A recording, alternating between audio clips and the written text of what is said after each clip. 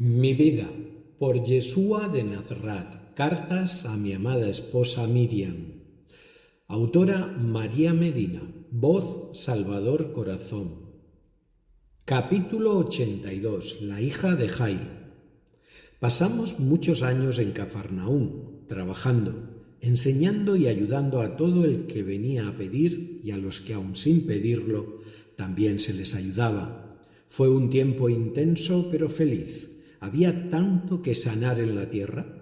Había pasado poco tiempo desde que habíamos regresado desde la otra orilla del lago, y a nuestro regreso vi que me estaban esperando con más anhelo, con más necesidad de la luz, que cada vez se instalaba más en aquella tierra.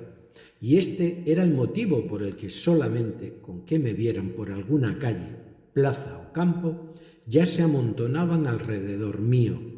Me sentía feliz, porque en estos momentos mi corazón se llenaba de amor hacia ellos y deseaba con toda mi alma poder ayudarles, porque estaban abiertos a recibir.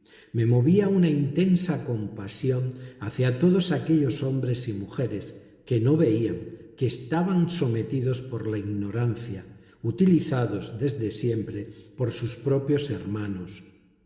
A nadie se le ocurrió o nadie quiso sacarles de su sueño, porque era así más fácil poder abusar de ellos y dominarles. Era fundamental mantener a todos aquellos pobres seres en la ignorancia para poder someterles y manejarlos a su antojo, sin ninguna piedad, sin ninguna misericordia. Durante todo aquel tiempo sucedieron las cosas normales de la vida de un pueblo. Nacimientos, enfermedades, situaciones alegres, trabajos, celebraciones, enfermedades y muertes. Vivía en Cafarnaúm un hombre justo, jefe de la sinagoga, encargado de su dirección y su cuidado. Él dirigía las oraciones de la congregación, que la mayoría de las veces se realizaban cantando nuestros salmos, que después se explicaban. Pero entonar el canto hebreo era lo más normal en las sinagogas. Este hombre, llamado Jairo, tenía familia, tenía una hija adolescente que desde hacía mucho tiempo sufría una enfermedad incurable en aquellos tiempos. Padecía leucemia. Cada vez estaba más débil, cada vez su color era más pálido. Llegó un momento en el que ya no podía levantarse de su camita, ni apenas comer, y los padres vivían angustiados porque ya se temían el trágico final de aquella niña, a la que ambos querían mucho. Jairo y yo éramos conocidos. Él me respetaba, me llamaba para leer las Escrituras muchas veces, y aunque entre él y yo había algunas diferencias de pensamiento e interpretación de nuestros textos, no interferíamos en nuestros trabajos. Él era un rabino a la antigua, yo no, todo lo contrario, pero nuestro trato era respetuoso. No éramos enemigos ni mucho menos. Únicamente él se sorprendía muchas veces de mi audacia al hablar y comentar las Escrituras, aunque yo siempre le daba que pensar y no estaba cerrado a que su alma se abriese a una concepción más elevada del Padre. Un día la niña se puso tan mal que vieron que se avecinaba su partida. Ya estaba rodeada de la familia, de los que entonces se acostumbraba, y del ritual que era reunir a varias mujeres que plañían para demostrar así el dolor de los familiares.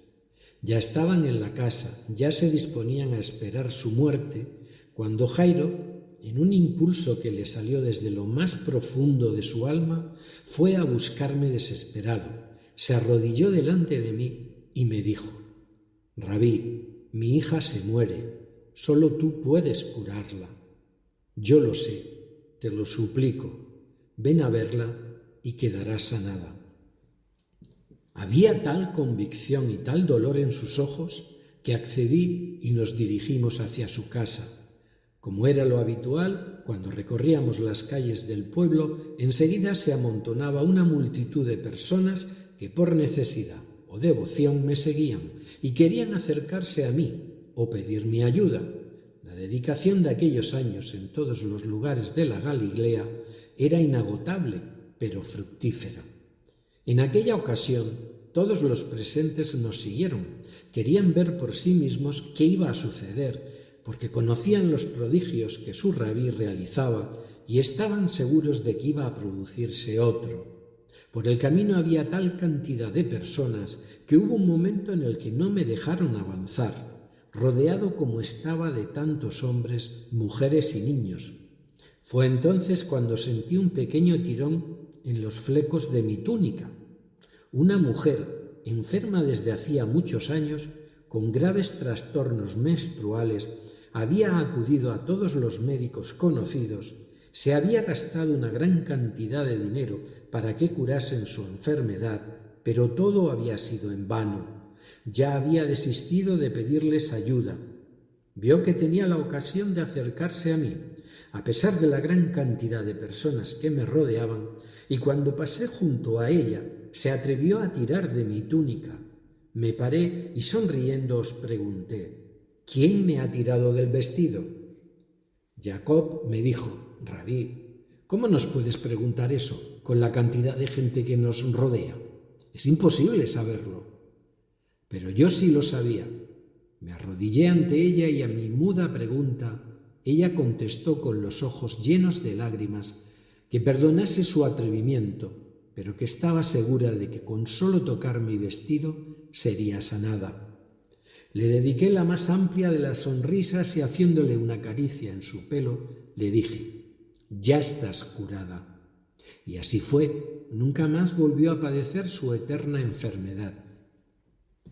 Continuamos nuestro camino hacia la casa de Jairo. Él andaba a mi lado y cuando nos detuvimos para atender a la mujer, él también lo hizo. No perdimos mucho tiempo, solo unos minutos, pero fueron lo suficientes para que la niña falleciera. Vimos que uno de sus servidores se acercó corriendo a nosotros y le dijo que su hija ya había muerto, que no me molestase más, porque ya no se podía hacer nada. Jairo se derrumbó. Yo le sujeté por los hombros y mirándole directamente a los ojos, le dije: cree en mí, Jairo. Vamos a tu casa, no tengas miedo. Y al llegar nos encontramos a la niña aparentemente muerta y a la familia ya llorando su despedida. No entramos todos en la casa, solamente vosotros tres, Jacob, Johanna y Simón, entrasteis conmigo. Mandé salir a tanta gente como había en la habitación y cuando solamente nos quedamos nosotros y su familia, dije: no lloréis, la niña solo está dormida. Estas palabras fueron recibidas de todas las maneras. Unos se rieron, otros se quedaron expectantes, pero a mi orden todos se habían marchado, aunque no muy lejos porque se quedaron, como siempre sucedía, en la puerta para ver lo que iba aconteciendo. Me acerqué a la niña que efectivamente ya no respiraba, aunque su almita no había desencarnado todavía totalmente su cuerpo. Tomé su mano y le pedí que volviera. Hablé con ella y le dije que aún no era tiempo de marchar al padre, que éste permitía que siguiera viviendo sana y que todavía tendría que hacer muchas cosas en la tierra. También le dije que Dios había accedido a mi petición no solo de su regreso, sino de la sanación total de su enfermedad. El alma regresó a la niña.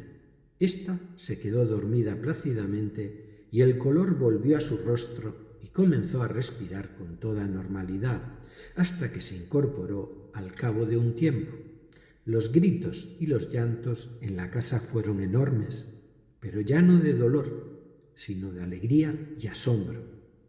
Tuve que salir de allí rápidamente, porque esta fue una de las ocasiones en las que corrí el peligro de ser aplastado por el entusiasmo de aquella gente. Talita, como se llamaba la niña, fue una de mis discípulas, una de las mejores, una de las más agradecidas y entregadas a mi labor. Nos acompañó durante todos los años de mi trabajo. Su agradecimiento y su amor fueron muchos.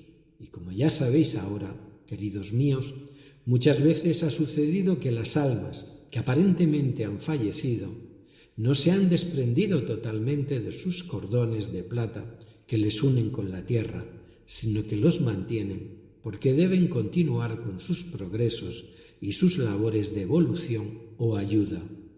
Con todo mi amor, Yeshua.